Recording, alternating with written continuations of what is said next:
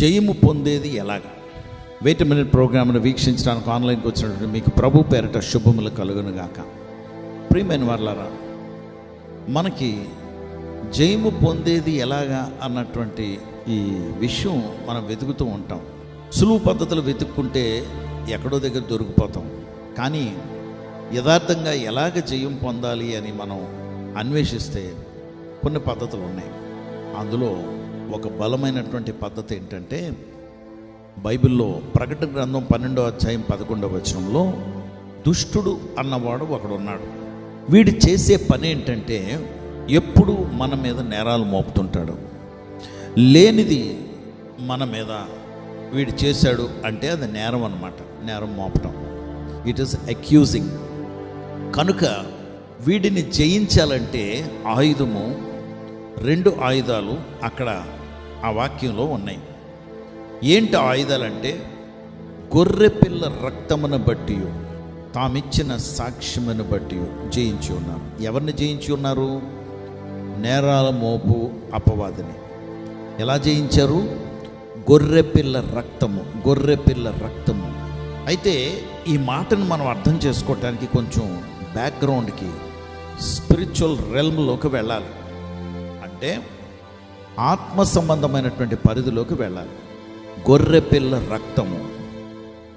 Court సీన్లోకి కానీ వెళ్తే, నా మీద నేను బ్యాంకులో పనిచేసిన ఆ దినాల్లో అభియోగం మోపబడ్డది. 20 కోట్లు నేను ఫ్రాడ్ చేశానని పేపర్లో వేశారు.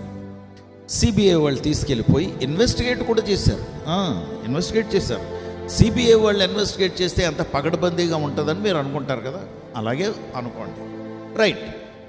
ఇప్పుడు కోర్టులో నన్ను ప్రధాన నేరస్తుడిగా నిలవబెట్టించారు. A2, A3, A4, A5 అని మిగతా వాళ్ళు ఉన్నారు. కానీ మెయిన్ అభియోగం అంతా నా మీదే. నేను మేనేజర్ని. 7 సంవత్సరాలు కోర్టు కేసు జరిగింది. అప్పుడు నన్ను ఒకరోజు, ఇంకా ఆఖరు జడ్జిమెంట్ వచ్చేస్తుంది, దాని ముందు వారం 2-3 వారాల ముందు అనుకుంటాను, జడ్జి గారు నన్ను పిలిచి బోన్లో నిలవబెట్టి ఏమన్నా చెప్పుకుంటావా అన్నారు. అలాగే సార్ అని చేతులు కట్టుకుని, సార్ నేను ఏ క్రిమినల్ అఫెన్స్ చేయలేదు, నేరాలు మోపటానికి అవసరమైనటువంటి రుజువులతో కూడినటువంటి ఏ కేసు నా మీద లేదు, ఎందుకంటే నేను నేరం చేయలేదు. నేను చేసిన పొరపాటు అంతా ఏంటంటే ప్రొసీజరల్ ల్యాప్స్ అంటారు. అంటే ఇన్స్పెక్ట్ చేయాలి, ఇన్స్పెక్ట్ చేయలేదు. అది నేరం కాదు, అది తప్పు. నేను రిపోర్ట్ పంపించాలి, రిపోర్ట్ పంపించలేదు. ఇది మీ పరిధి వరకు ఇక్కడికి తీసుకొచ్చి నన్ను పరిశీలించి పరీక్షించి నన్ను పనిష్ చేయనక్కర్లేదు. ఇది ఏదైనా అయితే డిపార్ట్మెంట్లో వాళ్ళు చూసుకోమని చెప్పండి, అంతే సార్ అని నమస్కారం పెట్టి దిగిపోయాను. తర్వాత జడ్జిమెంట్ వచ్చింది. కొన్ని వారాల తర్వాత అనుకుంటాను. ఏమనంటే, ఇతని మీద మోపినటువంటి నేరాలు రుజువు కాలేదు. ఎందుకంటే ఈయన ఫ్రాడ్ చేయలేదు, ఈ ఫ్రాడ్లో ఈయనకి సంబంధం లేదు. కనుక ఈయన మీద కేసు నేను కొట్టేస్తున్నాను సార్, మీరు వెళ్ళిపోండి అని నన్ను సార్ అని పిలిచాడు ఆ రోజు జడ్జి గారు. నేను ఇప్పటికీ మర్చిపోలేను. మీరు వెళ్ళిపోండి అన్నాడు. నేను వెళ్లకుండా స్తంభించిపోయాను, ఎందుకంటే ఆశ్చర్యపోయాను. సిబిఐ కోర్టులో కేసు కొట్టేయటం అనేది అసాధ్యం. నా మీద కొట్టేశారు. అప్పుడు పక్కకి వెళ్ళిపోయాను. నేను ఇక్కడ వినటం లేదు, నాకు వినిపించడం లేదండి. వెళ్ళిపోయి బెంచ్ మీద కూర్చుండిపోయి షాక్ అయిపోయి ఉన్నాను నేను. ఎందుకంటే నాకు ఏ జైలు శిక్ష పడిపోద్ది, 5 సంవత్సరాలు 10 సంవత్సరాలు పడిపోద్దని నేను చూస్తున్నాను. కానీ ఆశ్చర్యకరంగా నా ఒక్కడి మీద కేసు కొట్టేశారు. మిగతా వాళ్ళకి 3 సంవత్సరాలు 5 సంవత్సరాలు జైలు శిక్షలు పడిపోయి ఏమయ్యారో ఏంటో నేను ఇంక పట్టించుకోలేదు, నేను వచ్చేసానండి. దేవుని బిడ్డలారా, నా ఒక్కడి మీద కేసు కొట్టేయటానికి గల కారణం ఏంటంటే రుజువులు లేవు, నో ఎవిడెన్సెస్. నేను ఫ్రాడ్ చేయలేదు, ఎవిడెన్సులు లేవు. ఒకవేళ నువ్వే తప్పు చేసినా దానికి ఎవిడెన్స్ ఉంటుంది కదా. అయినా నువ్వు యేసు ప్రభువుని నమ్ముకుని ఆయన దగ్గర యథార్థంగా వచ్చి, ప్రభా నన్ను క్షమించండి అంటే అటువంటి కేసు కూడా కొట్టించేస్తారు దేవుడు. ఒక ఆయన స్థానికంగా ఉన్న ఒక గవర్నమెంట్ ఆఫీస్లో పనిచేస్తుండేవాడు.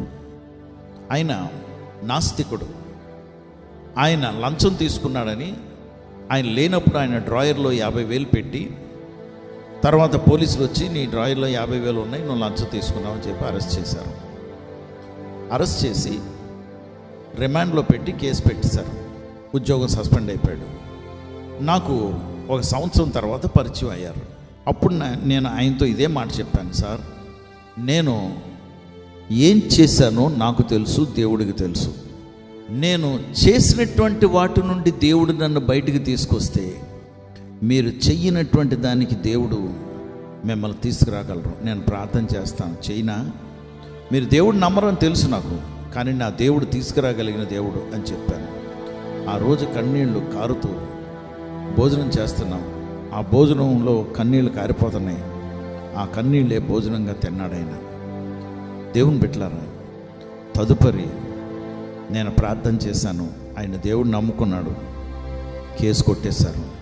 ఈరోజు గవర్నమెంట్ ఆఫీసర్గా ఎక్కడున్నాడో నాకు తెలియదు, కానీ గొర్రె పిల్ల రక్తమును బట్టి, తామిచ్చిన సాక్ష్యమును బట్టి నేరాలు మోపు అపవాదిని జయిస్తాం. అందుకే ఆత్మ సంబంధమైనటువంటి పరిధిలో కోర్టు జరుగుతుంది ప్రతిరోజు. తండ్రి అయిన దేవుడు న్యాయాధిపతిగా కూర్చుంటారు. అపవాది నేరాలు మోపు ప్రాసిక్యూటర్గా, యువర్ ఆనర్, ఇదిగో పలానా సోలమన్ రాజు నిద్రపోతున్నాడు ప్రభా, వీడిని శిక్షించండి. ఇదిగో చూసారా, వాక్యం చదవడం, ఇలాంటి పనులు చేస్తాడు అని నేరాలు మోపుతుంటాడు.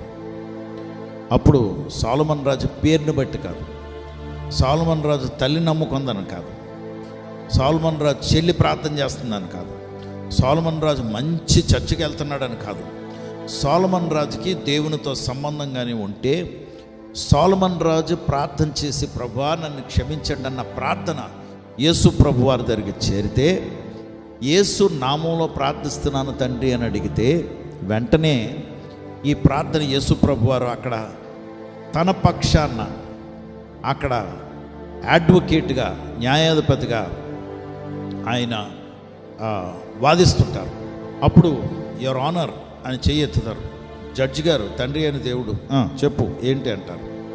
యువర్ ఆనర్, నన్ను క్షమాపణ అడిగాడు, ఇదిగోండి నేను ఆయన కొరకు రక్తం కార్చాను, ఆయన ప్రార్థన చేశాడు, ఇదిగోనండి నేను రక్తం కార్చినటువంటి రక్తం, క్షమించండి అని మన పక్షాన విజ్ఞాపనము చేస్తున్నటువంటి అడ్వకేట్ అక్కడ చెప్పగానే case cancelled, Solomon set free అని తండ్రి అయిన దేవుడు సెట్ ఫ్రీ చేసేస్తారు.